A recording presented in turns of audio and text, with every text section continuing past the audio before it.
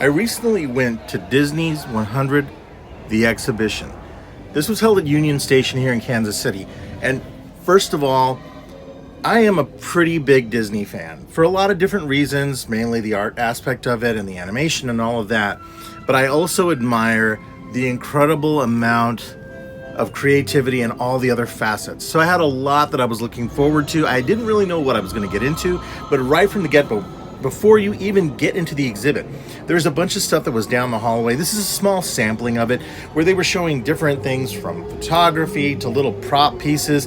There were some really cool ones in here. Really cool things that I hadn't expected to see. There were also some really obscure things like this Darius Green and the flying machine. For some reason that seems to unlock something for me, but I don't remember exactly why. Seeing props in general is always a really cool thing. Now, they line you up just like you're seeing right here at the beginning of the exhibition entrance, and everyone is given a chance to hear, sort of an intro, and they're going through all of this stuff here. It was really cool. You get to see Mickey Mouse, do his little intro thing, and then see Walt Disney do a pre-recorded thing, which is honestly kind of a weird bit of a thing for me, because I know he's been dead for a long time, and it is a very odd feeling to see that and see media be regenerated and reutilized again. But I guess it's really not that different than me watching my favorite episode of Three's Company and watching John Ritter over and over and over again. And that's just what media is. It's a good thing. I genuinely believe it can be a good thing.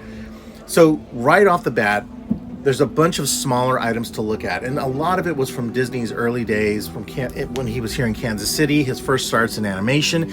It covers a lot of the stuff that covers Oswald the Lucky Rabbit, and this is a character that, from what I understand, I think it was a few years ago, they managed to lock down the license and get his IP, get that intellectual property back, because there were some Nintendo Wii games released for that. It was Epic Mickey. There was two of them. I own both of them. I've only played the first one, but the first one was amazing. And it was all about this forgotten character that had belonged to Walt. Throughout the entire exhibit, there are so many aspects. Now, there's a lot of things in here that I was rather surprised, but I shouldn't have been. Like this display here is a timeline of Disney, but there were also original pieces of work throughout it. Some of these, I had to look really carefully. A few of them were reproductions, which still looked amazing, and I was fine with that. I imagine the originals might have been very fragile or very priceless, or just simply irreplaceable. As you walk through a lot of this, you end up seeing so many things that, call out early animation. It was really interesting to see, just from a people watching aspect, the people that were there along with me. There was probably, the groups that were being let in were between 30 to 40 people, and seeing people react to something like this, like I even lost my mind over this. This is the Snow White and the Seven Dwarfs book that is used in the opening of the animated film. They also had some other props similar to this, but finally seeing these things up close is kind of a head trip for me. First of all, never mind the cultural aspect of that movie and the impact it had and what it represented. But there were other things I didn't expect to see in there that were, if not obscure, just unknown. I had no idea they used a real wooden puppet which makes sense, as reference for the animated version of Pinocchio. This makes so much sense to me now that I see it. I'm like, of course they would, for the lighting, for the form, for the shape, to see what a character how the weight would set, everything like that as they're drawing it, which would make the renderings and the animation that much easier to push through. Even this clothing here, which was the outfit they would put on him, just to see how maybe the folds work and everything else like that. So much art. So much art. So much concept stuff. This one here, the prop storybook for Sleeping Beauty. This is probably my second or third favorite Disney film. Robin Hood is my original first one, and which, by the way, they had little to nothing in here covering Robin Hood or the Aristocats, which kind of bummed me out. But it was worth it to see things like this. Seeing works in progress and seeing concepts and seeing general artwork and just how they would storyboard and develop things. If you don't know anything about animation, this exhibit went all out on presenting multiple incredible examples of the history of animation through Disney and the technology. And also, look, even the interactions, right? To be able to scroll through things and just understand and learn more about every single thing was just incredible. If you have anybody in your family that is interested in animation and art and Disney's legacy, this is absolutely the exhibit to see. On another angle, as somebody working, on my own marketing and my own presentation, there was so much to take in. This was one that got overlooked a lot. It was a tiny little display over to the side, and I really liked it. Most of the people were walking right past it. It did seem, if we're talking about attendees, if you go to this, there weren't a lot. You either had kids that were running wild, which was a little bit, a little sad, but you also had a lot of kids that maybe weren't as interested. I think the minimum age for this could probably be 13, unless kids are really into it. There was not a whole bunch of interactivity. There was, as you can see, a treasure trove of things to look at, to read, and to just embrace. But they were all behind glass, and deservedly so. These were the, I guess, stunt doubles for the live action film of both Cogsworth and then, I forget the name, the candelabra's name, I can't remember. This sketch is so gorgeous of the Beast. I love Beauty and the Beast so much. And then here, oh my God, the maquette section. I saw Frozone first, and I was all over for me. I've known people, professional sculptors and stuff in the industry that have worked on some amazing things, but to see these legacy characters this way, to see them in person, to see this rendered, like even this very early version of the main character from Turning Red, is phenomenal. And this is Mulan here. I believe this is Mulan. Yeah, I think this is. Let me zoom in here a little bit. Yeah.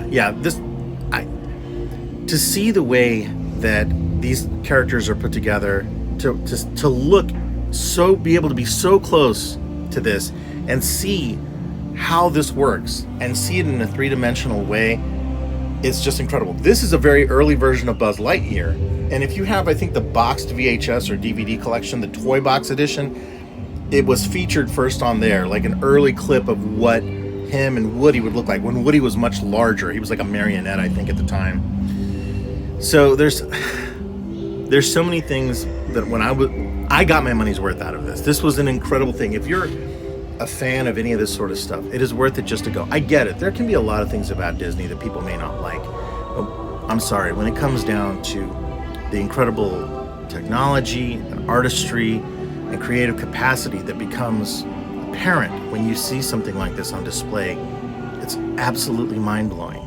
And this one really got to me. I was a huge Robin Williams fan. I still am, having grown up watching him on Mork and Mindy. And even though Frozen is not necessarily one of my favorite movies, the character designs for the film and how it came about, it was, let's be honest, it was a cultural phenomenon for the public in general. Elsa's song, I think what is Let It Go. It just, it's so wild to think, because there were little girls that would see it and would start singing the song. They had a really great setup here for 101 Dalmatians, the live action version. The kiosks were interesting because I was surprised by the characters you could choose. Sometimes it was main characters like Moana, sometimes it was, and like Woody here, sometimes it was really obscure characters. And I wasn't really sure why, because I thought thematically, from a presentation standpoint, you would stick with certain things. Oh, here's the dress that Cruella de Vil wore in the latest version of the live action film. And then there was some really early Frozen concept art I'd never seen before. It's really cool to see that. And then of course the final version of Olaf there. Overall, it wasn't too bad when they let everybody in. Okay, hold on. This is cool. So what these are color blocks showing basically the percentages of color used, and then to try and guess what character that is after that. And I'll be completely honest, I only got one right.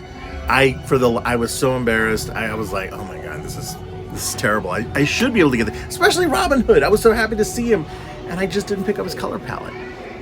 If you go to this and they let you in, there is a bit of a crunch at the front, right? Everybody's kind of bundled up at the front, and they don't know if they should move forward or not, that sort of a thing.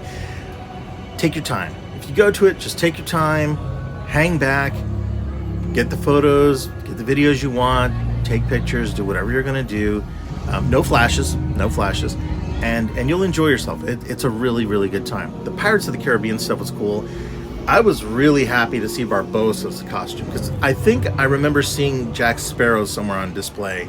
I'd have to go back and look at my videos, but this one too, I think this one was from Peter and Wendy, I think, the movie. Yeah, I think, because it was in this particular area, and seeing that animation cell really got to me. Then there were cool things like this, but I think they were so complex for the younger kids that they didn't understand, like, oh, you got to match these symbols up, and then you would, unlock things. There was one for the Pirates of the Caribbean as well too. It's pretty neat.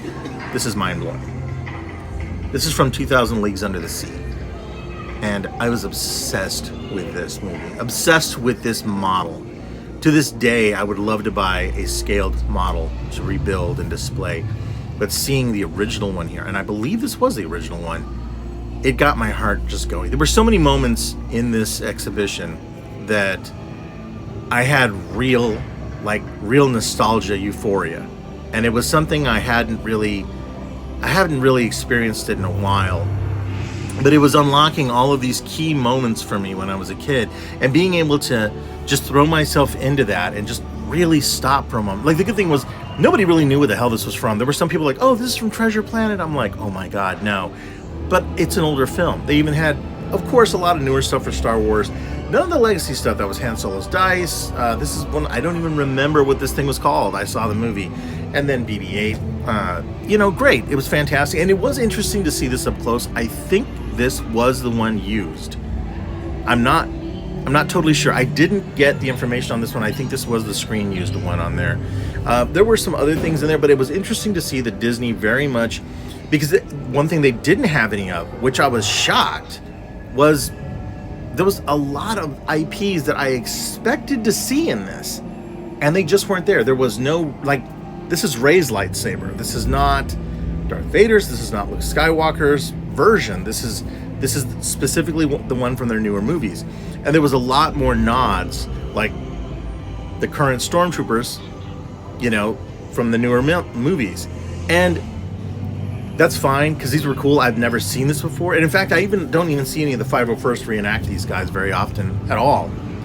But it was, it's very much a Disney thing, and for all the IPs they purchased and bought, you just didn't end up seeing a bunch of other stuff out there. There were some call-outs to Tron, and I think, isn't Indiana Jones? Yeah, that is considered a Disney property, right? Yeah, that should be.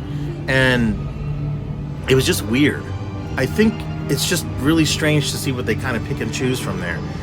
And the seeing these helmets on display were, this was really cool. There was, a helping of Marvel in there. I was kind of surprised to see the Wasp's helmet in there. Nothing wrong with it. I was interested, and it was very cool to see it. And Loki's helmet as well, but I thought, surely Ant-Man, right? Surely. And then, of course, there's, some other things in here that I just didn't understand, but as far as, what they chose. And I always get this feeling when these exhibits go around that maybe we're not seeing everything that gets shipped out. It just depends on the venue that gets it. I could be wrong on that. I really could be wrong. And again, I'm not knocking any of this, because the presentation was absolutely top-notch. Was it worth the price? Absolutely. If you're into this, if you're a Disney adult, if you're a Disney fanatic, if you are just a casual fan that wants that hit of nostalgia, this is a great show to attend.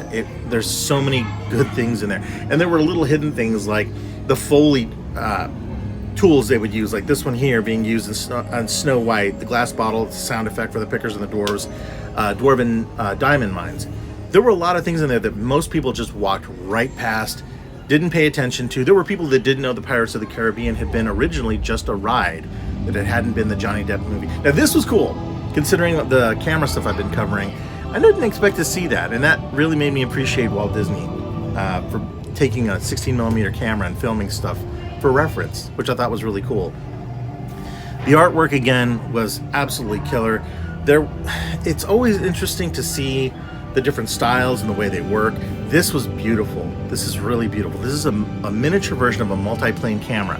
This is what allowed a lot of the backgrounds to kind of go in and out as the plate glass would move out of the way and the camera would ascend downward.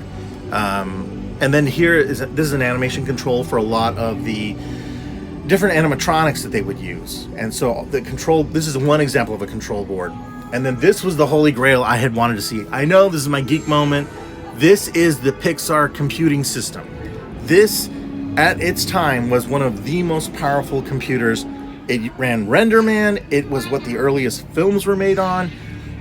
This was a dream come true. You have no idea, guys, how much I just want one of those for my studio, just to have it. I don't even care if it works.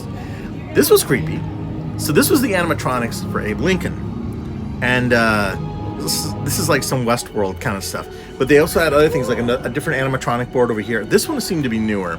And it was operating this hand over here on the side. Now, you could interact with it. I didn't mess with it too much.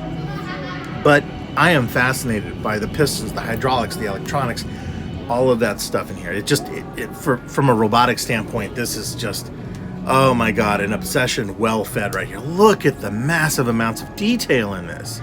It's just killer. It's also a little freaky, but just mind-blowing. And the good thing was they did have a lot of things explaining animation. They had storyboards. Like we just saw right there, a pencil test. It was basically showing what artists have to go through to get things done. And I did overhear a few interesting conversations like, oh, I didn't know they did that. That's interesting. They did tap a little bit into the history of the parks, and this was really cool. That is the very first badge that was awarded out, and it was an attendee badge, and it was for Walt Disney. 65 cents for a book of coupons to get into Disneyland. The layout is very spacious. It's very nice, very cool. They had a ton of miniature display pieces. This is really neat. I think I'd like to see this in person. I've actually never been to any of the parks, ever. I was really blown away by this one, and I'm also fascinated because I do want to see this in person, because they say that like the inner part of it is made with smaller bricks, so that way it looks even bigger in person. And so I want to see that optical illusion and see how convincing that is. They also had a small area as you're leaving that had places where kids could draw, adults, whatever, could draw. And on the way out, you're just completely assaulted by all the emotions. And after this, there was a bunch of posters as well, too, showcasing all the stuff on Disney+. Thanks for watching, guys. I am Mario the Artist and Rogue, and I'll catch you in the next video.